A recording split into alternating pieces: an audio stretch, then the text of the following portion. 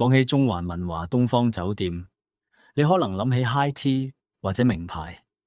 但係你知唔知，大約百幾年前，呢度其實係一個英國皇室同埋歷任香港總督專用嘅權力登陸點。今日同大家講下已經消失咗嘅皇后碼頭。好多人以為皇后碼頭一開始就喺大會堂對開，錯啦。第一代嘅皇后碼頭位置其實就係喺現今文華東方酒店嗰個位。最初佢只係個木條碼頭，叫皇后像停泊處。直到1925年，政府用咗2萬港元起咗一座用混凝土同鋼鐵做、充滿新古典主義風格嘅有蓋碼頭。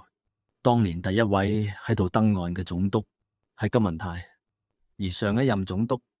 司徒拔就係喺呢度上船走人，像指住一個權力交接。二戰之後，中環填海，第一代碼頭喺1955年被拆卸，之後佢就搬到去大家比較熟悉嘅位置，即係大會堂對開嘅海濱。第二代碼頭行實用現代風，U型設計，你咪睇佢平平無奇。佢同大會堂、愛丁堡廣場連成一線，係當年專門為訪港貴賓營造隆重氣氛嘅儀式性建築群，好似1975年同1986年英女王伊麗莎白二世訪港，都係喺呢度登岸檢閱儀仗隊。隨住時代發展，呢度少咗政治儀式，反而變咗香港人拍拖、散步、釣魚，甚至係渡海泳嘅終點。可惜，因為中環填海計劃第3期，政府決定要拆碼頭。2007年，呢度爆發咗轟動一時嘅保育抗爭運動，好多建築師同市民都反對，話呢度係香港人身份認同嘅基石。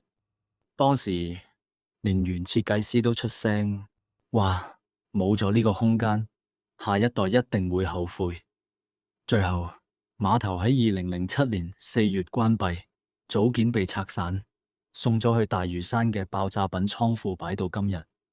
當年政府話填海後會重建，但係到咗今日，你又覺得佢仲有機會重現填海區嘅海濱咩？